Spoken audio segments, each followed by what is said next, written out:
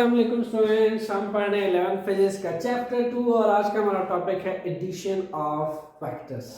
Students, addition of factors को हम detail से स्टडी करेंगे। सब टॉपिक्स हैं एडिशन ऑफ टू वेक्टर्स, दो वेक्टर्स को ऐड करना सीखेंगे। वेक्टर एडिशन इज कम्यूटेटिव, इस पे हम कम्यूटेटिव एडिशन लगाएंगे, कम्यूटेटिव प्रॉपर्टी के थ्रू वेक्टर को ऐड करना सीखेंगे। And then addition of more than two vectors, क्या अगर हमारे पास दो से ज्यादा वेक्टर्स आ जाए students, more than two vectors, ठीक है, दो से ज्यादा वेक्टर्स आ जाए, तो इन दैट केस आप क्या करोगे। तो बात कर लेते हैं सबसे पहले एडिशन ऑफ फैक्टर्स को।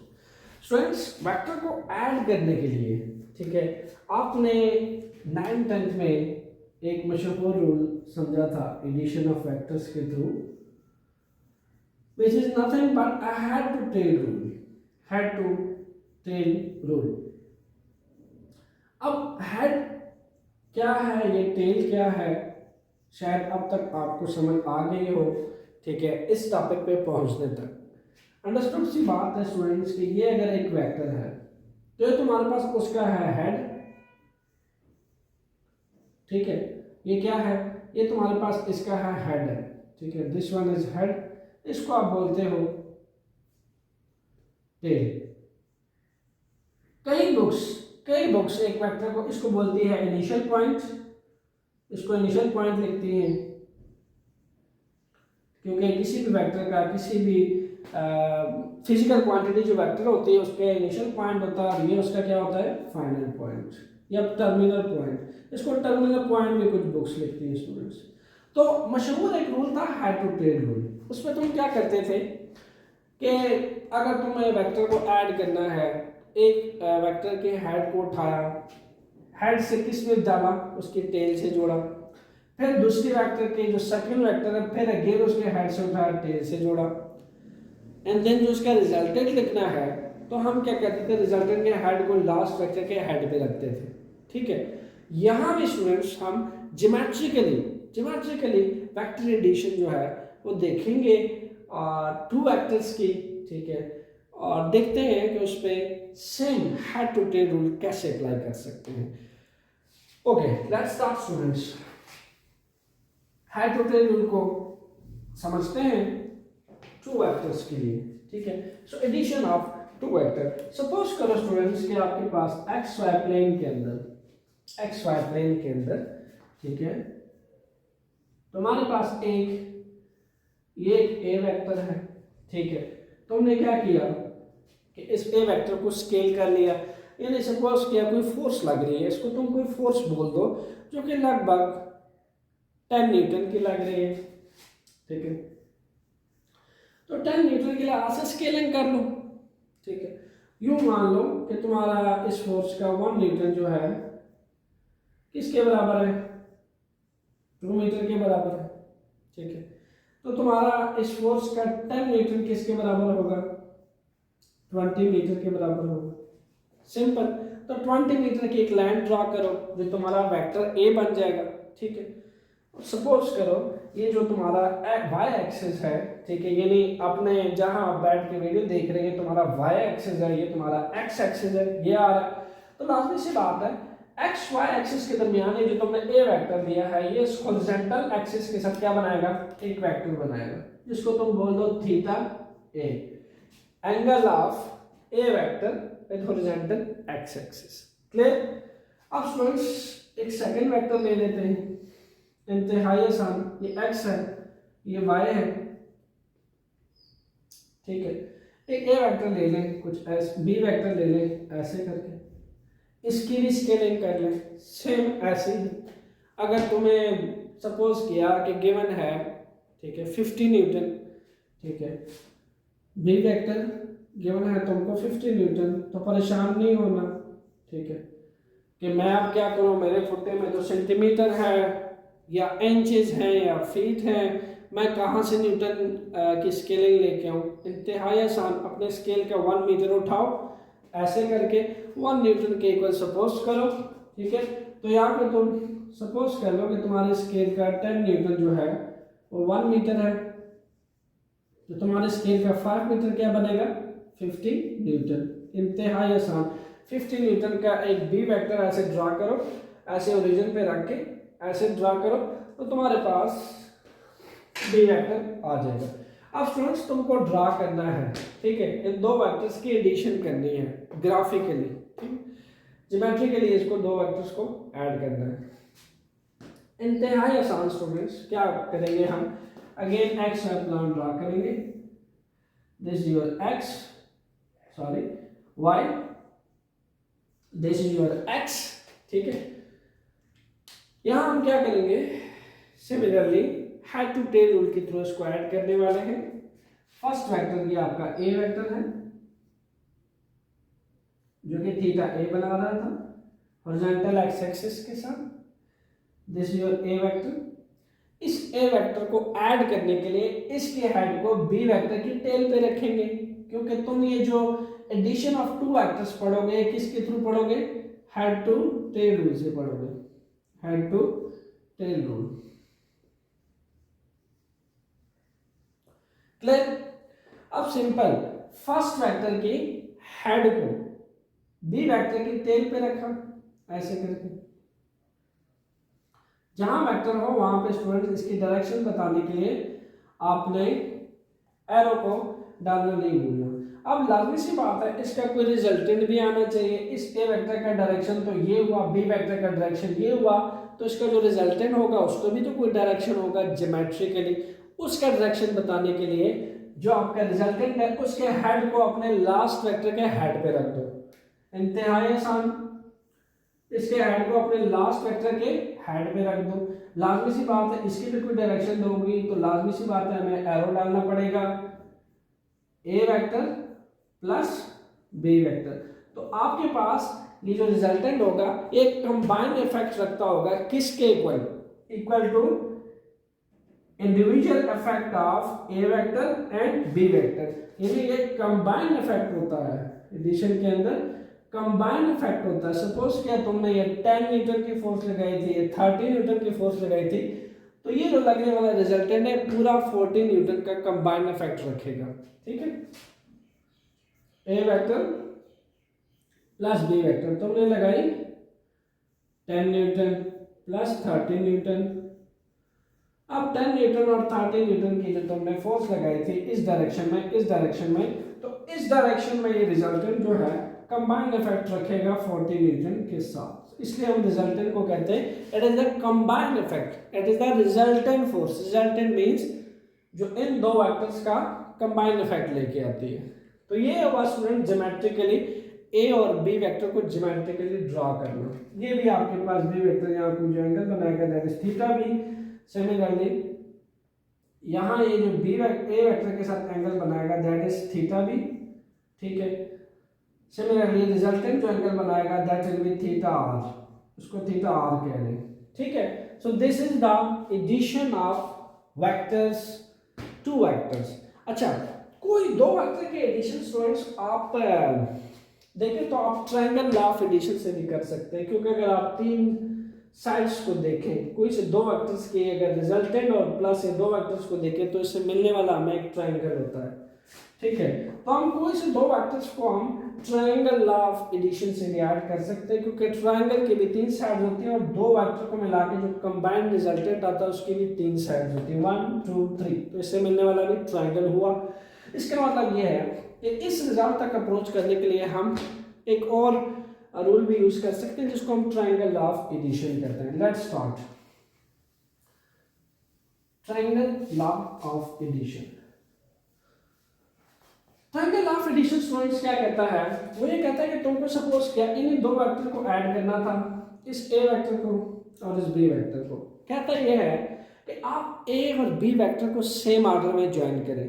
उसका सेम ऑर्डर से कहने का मतलब ये होता है कि तुम्हारे पास जो ए वेक्टर है, ठीक है, ए वेक्टर है, उसके हेड को अगर तुमने टेल पे रखा है, ठीक है, तो सिमिलरली इसी तरीके से जो बी वेक्टर है head to tail, similarly head, और आप रिजल्टेंट का जो हेड है आप रिजल्टेंट बताने के लिए अपोजिट ऑर्डर में आएंगे। यहाँ तो आप ऑर्डर क्या था आपका, हेड टू टेल, हेड से आपने टेल जोड़ा, अब इसका रिजल्टेंट बताने के लिए आप हेड को हेड पे रखेंगे, रिजल्टेंट के हेड पे रखेंगे। पिछले जितने वेक्टर्स को आप ऐड कर रहे हैं उनके हेड को टेल पे रख रहे हैं, सेम ऑर्डर जा रहा है, बट रिजल्टेंट आपने कैसे जोड़ना है, ऑपोजिट ऑर्डर में, ऐसे करके। तो आर आपको क्या मिलेगा, that will be equal to A plus B. Same आप हेड टू टेल रूल को ही अप्लाई करते हैं ट्रायंगल लॉ ऑफ एडिशन के अंदर, बट वर्डिंग यहाँ पे कुछ यूं भी यूज की जाती है जो कुछ स्टूडेंट्स को आसान लगती है कि आप वेक्टर्स को सेम ऑर्डर में ज्वाइन करें हेड को टेल से, एंड देन अगर कोई सी वेक्टर है, ठीक है, फिर तो हम addition of more than 2 vector में चले जाते हैं, वो भी एक्सटेंशन है हेड टू टेल रूल की, जिसको हम polygon law of vector addition कहते हैं, वो भी अभी हम स्टडी करेंगे।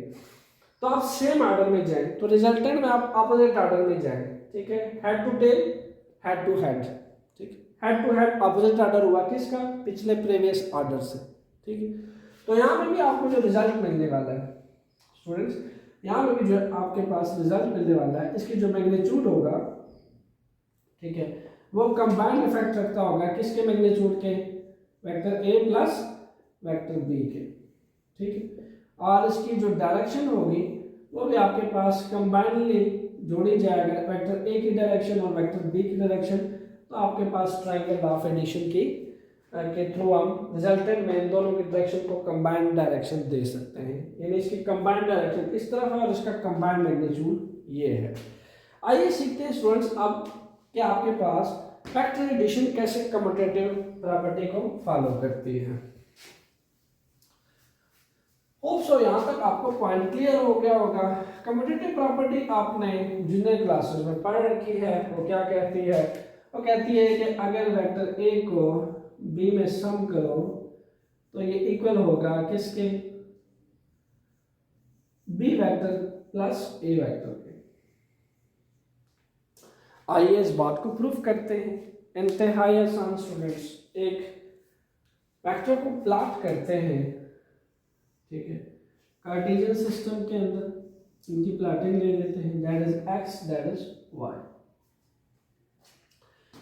अब आपके पास एक्स है, इसके साथ आप एक ए वेक्टर ले लें, ये वाला, ठीक है, दिस वन, सेम ऑर्डर में जाए, या फिर यूं समझे कि आप ए के हेड को, ठीक है, ए के हेड को कहाँ रखें, बी की टेल के ऊपर। तो ये ए का हेड है, इसको रख दें किसके ऊपर स्टूडेंट्स, बी की टेल के ऊपर। This is your B vector, ठीक है, ठीक है स्टूडेंट्स। तो आपके पास इसका रिजल्टेंट क्या होगा, इंतहाई आसान, जो रिजल्टेंट होता है उसकी हेड को आप बी वेक्टर के हेड से जोड़ते हैं, ये आपका रिजल्टेंट होता है, ठीक है, जिसको आप कहते हैं कंबाइनली ये ए वेक्टर के मैग्नीट्यूड प्लस बी वेक्टर के मैग्नीट्यूड के बराबर होता है, ठीक है। सिमिलरली अगर आप बी वेक्टर को जोड़ना चाहते हो, नो प्रॉब्लम, आपने आपके पास जब बी आया स्टूडेंट्स, इन दैट केस आपने बी को पहले लेना है, ए को बाद में लेना है। बी को पहले ले लें, this is your B vector, clear, and this is your A vector. इसको जो आप डिफरेंट मार्कर से ले लेते हैं ताकि आपके लिए आसानी हो, दिस वन। तो आप देख सकते हो, आप अगर a प्लस बी लो तो आपके a प्लस बी का वेक्टर्स का कंबाइंड इफेक्ट भी तब भी r है, b प्लस ए लो, b प्लस ए लो तब भी तुम्हें एक ही रिजल्टेंट जोड़ता है हेड को हेड से। a प्लस बी लो तो एक ही हेड तुमको मिलता है। तो इन दोनों का b प्लस ए का स्टूडेंट्स a प्लस बी का एक ही रिजल्टेंट है। इसका मतलब ये हुआ कि अगर राइट हैंड साइड्स आपस में बराबर है, कॉमन है, इन दोनों को एक ही कॉमन रिजल्टेंट आपस में जोड़े रखता है, a प्लस बी को b प्लस ए को। तो मैं लिख सकता हूं कि a plus B b plus A के बराबर है। वैसे भी स्टूडेंट्स मैथमेटिकली अगर आपकी एक साइड बराबर हो तो उसकी अपोजिट साइड्स भी आपस में इक्वल होती हैं, और वैसे भी ज्योमेट्रिकली पता चल रहा है कि ए को बी में जोड़े, हेड को टेल पे रख के, इसके रिजल्टेंट के हेड को हेड पे रख के, तो एक कॉमन रिजल्टेंट बी प्लस ए और ए प्लस बी को जोड़े रखता है आपस में। Clear students? सो अब हम सीखते हैं addition of more than two vectors को। Students, more than two vectors को समझने के लिए मैं polygon law of vector additions को आपको सबसे पहले समझा देता हूं, जो कि एक्सटेंशन है किस चीज की? ट्रायंगल लॉ ऑफ एडिशन की, जो कहता है कि वेक्टर्स को सेम ऑर्डर में जोड़ते जाओ। ठीक है, वेक्टर्स को सेम ऑर्डर में जोड़ते जाओ और जो उसका रिजल्टेंट होगा उसको अपोजिट ऑर्डर में जोड़ दो। अब हमने देखना यह है कि मोर देन टू वेक्टर्स के लिए क्या एडिशन निकलती है। दिस वन, एक वेक्टर ए ये है स्टूडेंट्स, एक वेक्टर बी ये है, वेक्टर सी ये है, डी वेक्टर है। अब पॉलीगॉन लॉ ऑफ एडिशन क्या कहता है? Polygon law of vector addition,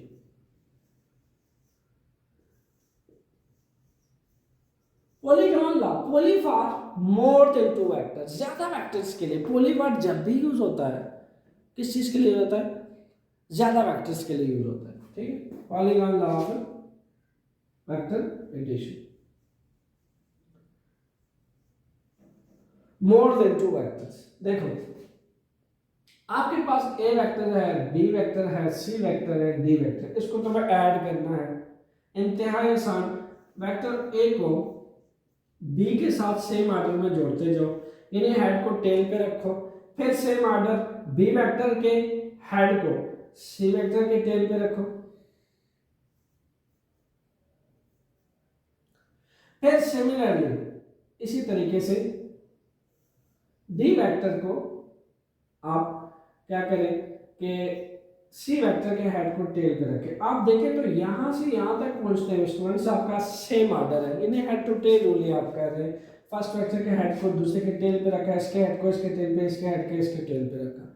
जो इसका रिजल्टेंट आपको मिलने वाला है इंतहाई आसान, रिजल्टेंट आप ऑपोजिट ऑर्डर में जोड़ दें। सेम ऑर्डर का ऑपोजिट ऑर्डर क्या बनेगा? यहां तुम हेड को टेल से जोड़ रहे हो, रिजल्टेंट को क्या करोगे? हेड को हेड से जोड़ दोगे, ऑर्डर चेंज हो जाएगा। ये तुम्हारा क्या बन जाएगा? R is equal to A plus B plus C plus D. This is known as polygon law of vector additions, जिसमें हम एक से ज्यादा वेक्टर्स को सेम ऑर्डर में अगर जोड़ते चले जाएं तो उसका रिजल्टेंट जो है स्टूडेंट्स क्या होता है?